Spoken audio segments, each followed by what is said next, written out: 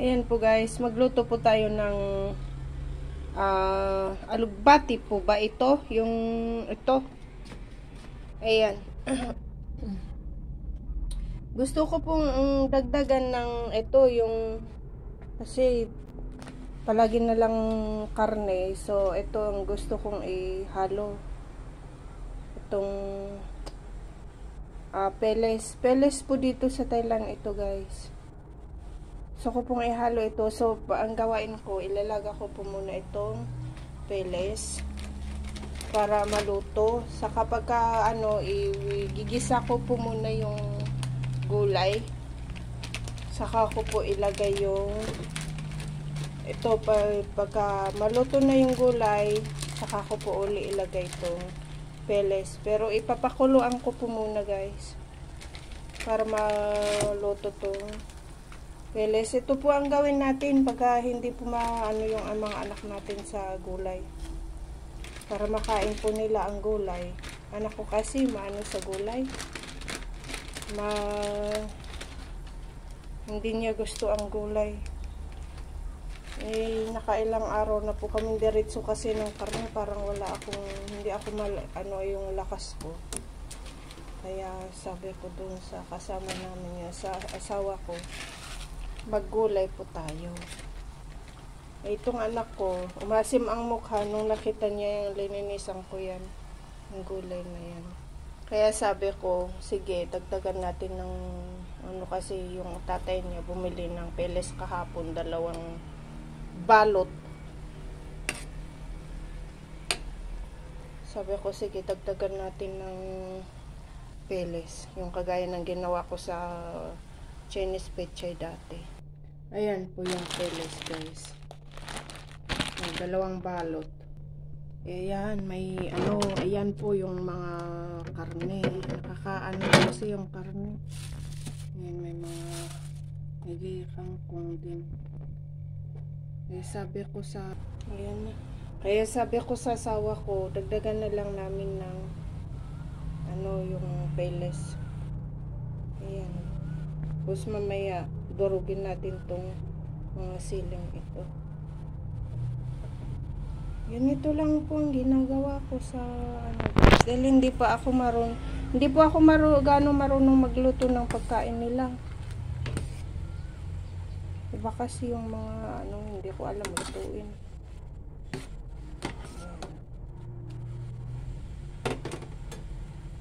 So may isa pa. Gusto ko pang idagdag yung isa pa kaso lang yung tama na siguro tong 3. Ayan na po guys, may lutoon na po siguro ito. So nga lang kalalagay ko lang din nung isa pa. Baka mamaya ito lang ang kainin ng 2 kasi peles ito. Paborito nilang kainin. Nilagay ko dito yung sili. Ayan.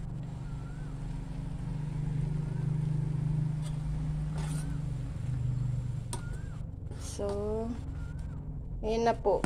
Tapos, igisa ko na lang po yung gulay.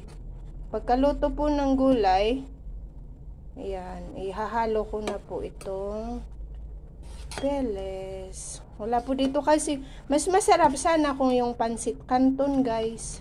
So nga lang, wala silang pansit canton. May tinulad nila dati yung pansit canton natin sa Pinas. Kaso nga lang, yung ingredients nila dito, ang pinang ingredients nila, kaya hindi rin makain ng mga Pinoy dito sa Thailand. So, ayan na po guys, ilagay po natin dito sa, ayan, yung food coloring na nailagay nila, oh. Wow. Bandos!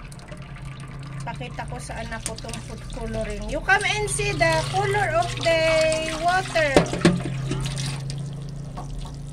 That's why I told you always, you see, they put color, that one. That's a color.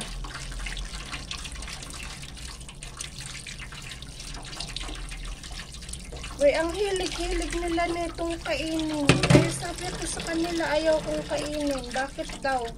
You see, that's why may open yun. Sabi ko, hindi kaya hindi ko ganong kinakain yan. Kasi ganyan nga.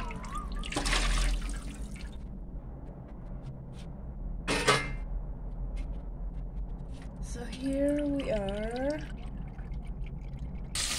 Ayun po guys. So, yung pagka ako nagluluto, inuuna ko po muna yung sibuyas para mag-brown konti bago ko ilagay yung bawang. Dahil yung bawang, sandali lang pong mag-brown. Ayan. Ayan, yung bango po ng sibuyas, lumalabas pagka yung mauna po siyang, inuuna po siya sa mantika. Tapos mamaya-maya yung bawang din po ang ating ilagay. Ayun po, konti pa po para mas mabango kasi pagka yung mag-brown konti yung itong sibuyas bago ilagay po yung bawang. Tsaka itong sibuyas mas matagal po na mag-brown kaysa sa sibuyas. Pagka isasabay mo naman po yung bawang, nag-brown na po yung bawang, hindi pa nagpa-brown po yung sibuyas. Kaya itong bawang po ang aking inuuna. So, ayan, may mga nag-brown na po na bawang bago masunog po, na sibuyas. Bago masunog ang sibuyas, ilagay na po natin si bawang.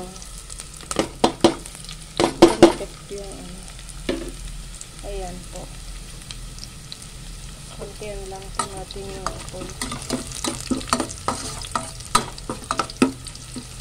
Ayan.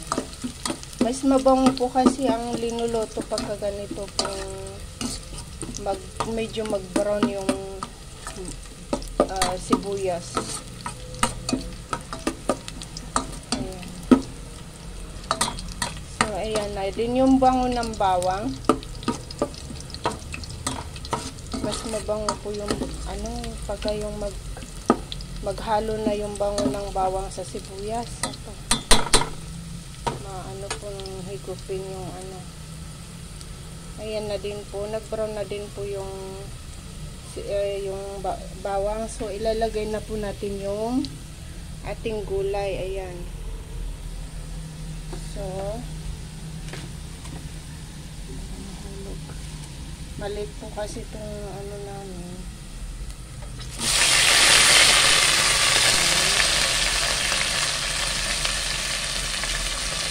Tapos pagka medyo luto na po yan guys, saka na po natin ilagay yung ating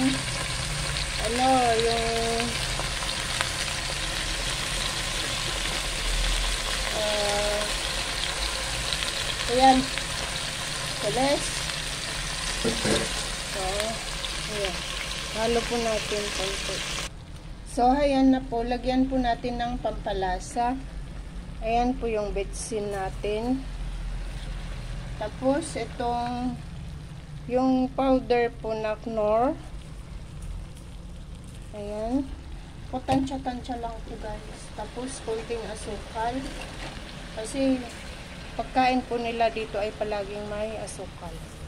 So, lagyan po natin may tapos yung asukal dahil sa Tapos, yung soy sauce. Ayan.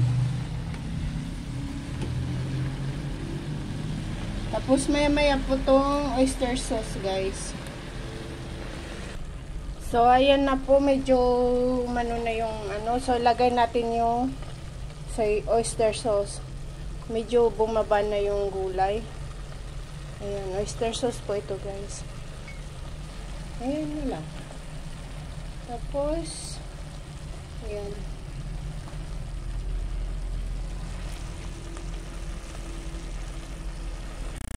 Tapos, ihalo po natin. Ayan. May tubig. Ako linagyan ng tubig kaso nagtubig tong gulay. So, maya-maya, konting kembot lang. May halo lang po natin yung na ilagay na ingredients.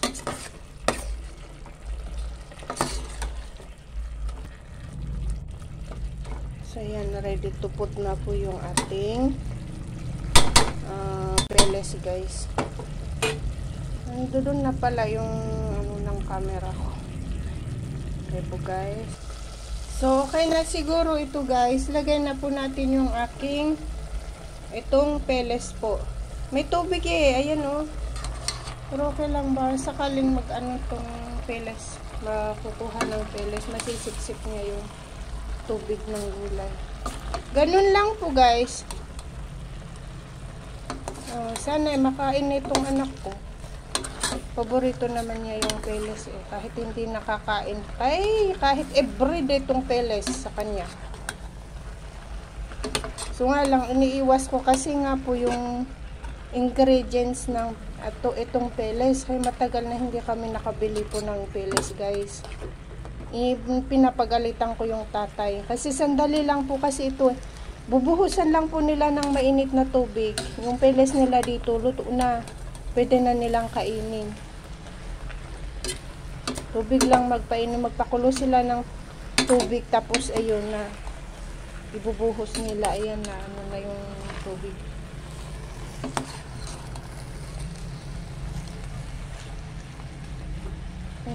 Sayang. Kumunti lang to. Kumunti na tong ano. Tong gulay.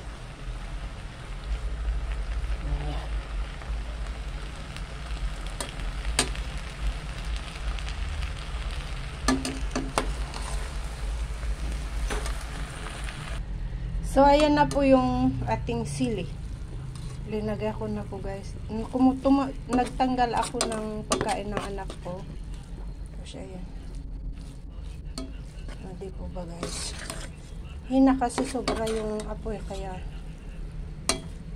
ihalo po natin yung sili. Ayan.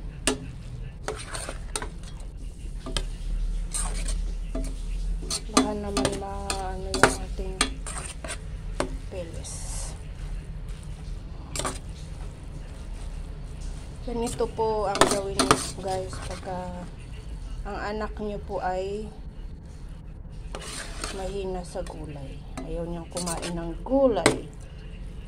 Gulay is life. Ayan na po, guys. So, luto na. Ready to eat na po, guys. Okay, bye-bye po. Maraming salamat po sa panonood, guys. Bye-bye.